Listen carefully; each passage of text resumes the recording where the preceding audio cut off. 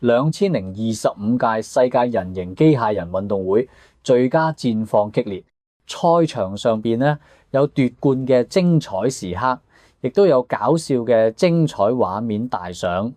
田徑賽道上面咧，羽樹 H1 攞咗400米、1500米金牌，速度差唔多追貼專業運動員，但佢撞到人之後，竟然揀咗逃走。天空 Ultra 憑住全自主導航賽事，硬核技術特別搶鏡，格鬥場入邊機械人誤打裁判，跟住仲攬埋一拱休戰。足球賽上邊德國11-0大勝荷蘭，成為經典。今集影片小編就帶大家一齊去睇下今屆人形機械人運動會發生嘅嗰啲精彩時刻。要講今屆運動會田徑比賽邊個係主角，小編覺得非羽樹莫屬。喺現場畫面入邊，我哋可以發現羽樹 H1 嘅跑步速度相當之快，甚至仲領先咗其他個別機械人1圈有多。遙控 H1 嘅細佬仔喺後邊都有啲追唔上。8月15號下晝嘅400米賽跑都係 H1 攞到金牌，成績係1分28秒03。而喺16號嘅100米障礙賽，羽樹上海高科嘅 G1 人形機械人就以33.71秒嘅成績再奪金牌。呢個成績唔單止遠超公眾對在家機械人運動能力嘅普遍認知，甚至仲搞到一啲專業運動員都感受到前所未有嘅壓力。羽樹 H1 呢個成績換算翻嚟，差唔多係長跑運動入邊嘅4分配速，即係每公里用時大約4分22秒。作為參考，中國國家2級運動員嘅男子1500米標準係4分10秒。呢個意味住 H1 嘅速度咧已經超越咗好多經過長期訓練嘅業餘跑手，甚至差唔多追到專業運動員嘅門檻。大家要知，只係喺幾個月之前，羽樹喺馬拉松賽事入邊嘅表現仲係步履花山，俾人笑佢係老奶奶嘅步伐。采家羽樹 H1 竟然實現咗由企唔穩到超快嘅驚人蛻變，呢個背後咧係硬件同演算法協同進化嘅必然結果。為咗撐得住高強度嘅奔跑運動，今次 H1 喺硬件層面進行咗3項全面嘅優化同升級。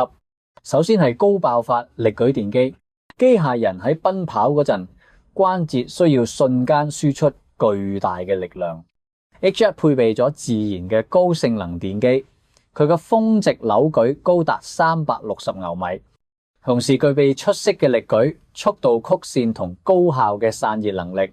確保喺持續高強度運動入邊唔會因為過熱而降頻或者損壞。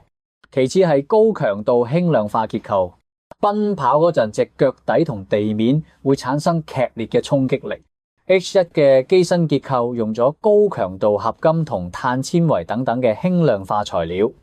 喺保證結構剛性嘅同時，最大限度咁減輕咗自身重量，從而降低咗運動能同關節負荷。最後咧就係高功率電池系統，持續嘅高速奔跑對能源供應提出咗極高嘅要求。H1 搭載咗大功率電池組，可以提供穩定而且持久嘅高電壓輸出，為電機同控制系統提供足夠嘅彈藥。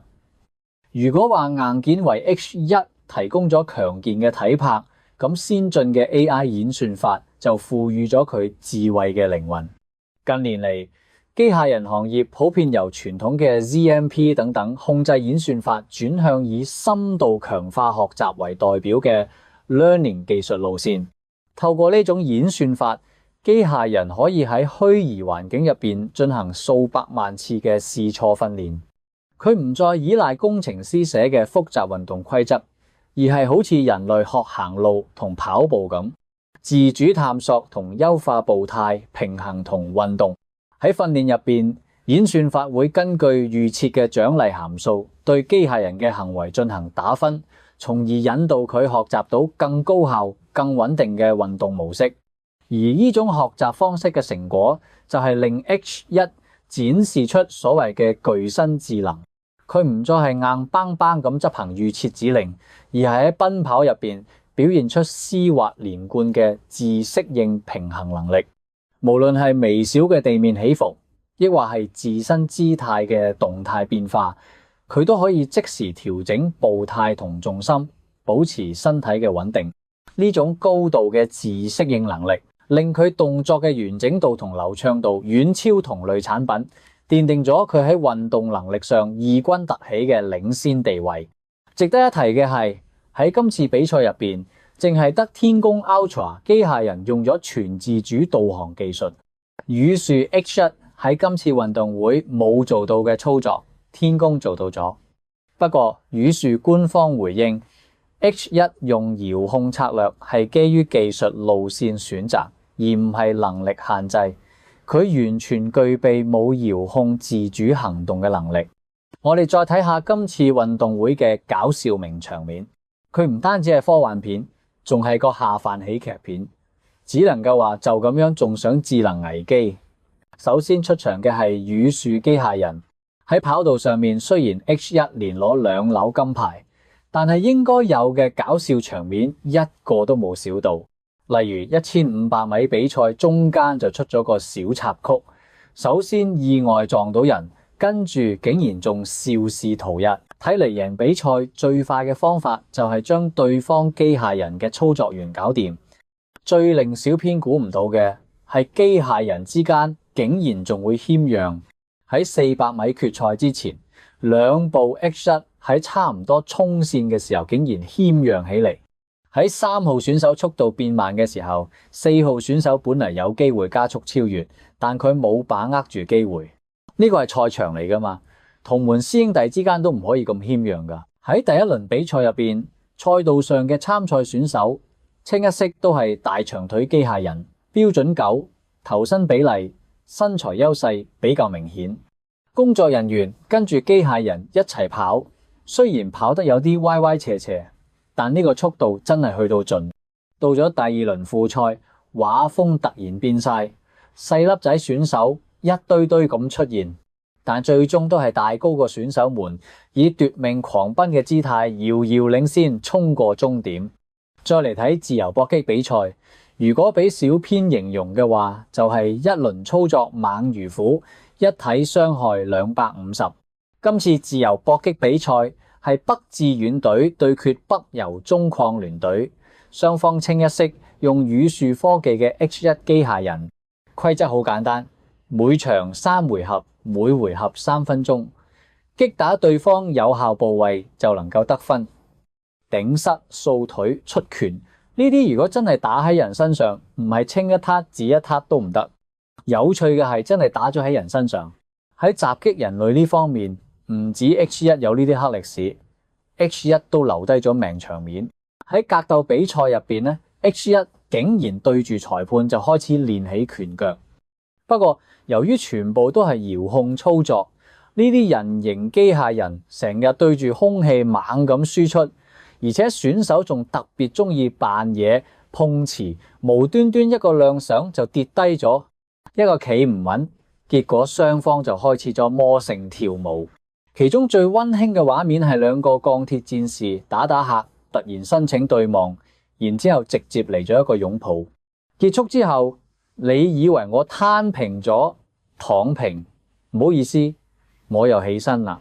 睇完刺激嘅自由搏擊比賽，再嚟啲高雅群體舞蹈一下。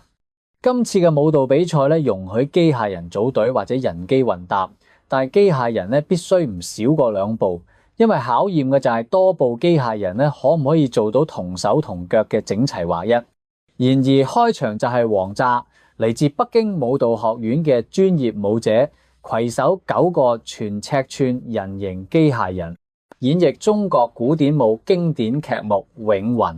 搞到真係有板有眼。不過仔細啲觀察，後邊嗰啲負責伴奏嘅機械人雖然舉住骨錘喺度擊鼓，但係根本就冇打到喺鼓上邊。以上算係完成度比較高嘅表演啦，更多嘅就係災難現場。有開場就一跌再跌，一開始連解說都分唔清係不小心嘅，直到場外人工預先介入之後，先發現係失敗咗。最後係足球大戰。需要注意嘅係，足球比賽唔係遙控操作嘅，機械人選手需要自己判斷波嘅位置，決定應該向邊度踢，應該向邊度帶波。呢個先至係真正嘅軟件演算法之間嘅較量。其中足球5A5循環賽又係經典嘅紅藍大戰，紅隊嚟自荷蘭阿姆斯特丹大學，而藍隊咧就係嚟自德國萊比錫應用技術大學，屬於係國際強隊嘅對決。由於講到 H1 德國 VS 荷蘭都算係足球場上嘅老冤家啦，比賽一開始紅方就出現咗致命失誤，空門啊，俾咗藍隊球員創造咗絕佳嘅單刀機會。嚟自德國隊嘅藍隊2號選手能力非常之強勁，只能夠話唔愧係嚟自4次攞到世界盃冠軍嘅德國。呢個足球基因真係刻喺 DNA 入邊。然而冇過幾耐，戲劇性嘅一幕出現咗，竟然發生咗群體性跌低事件，連續3個機械人選手接連跌低，場景一度十分混亂。睇嚟機械人嘅平衡系統仲需要進一步優化。與此同時，藍隊趁機再入一球，比數嚟到2-0，跟住係貼身肉搏式嘅攻防大戰，3-0、4-0、5-0、6-0、7-0、8-0。藍隊選手甚至上演咗連過3人嘅精彩表演，成個上半場幾乎係碾壓局，最終比賽結果定格喺11-0。雙方實力之間嘅差距真係唔止少少。好啦，今日嘅內容到呢度就結束啦。如果你中意小編嘅影片，都請大家多多點讚同轉發，等更多嘅人一齊見證中國嘅進步。關注我個頻道，咁樣嘅可以重溫過往影片，又唔會錯過之後嘅精彩內容。咁我哋下集節目見啦！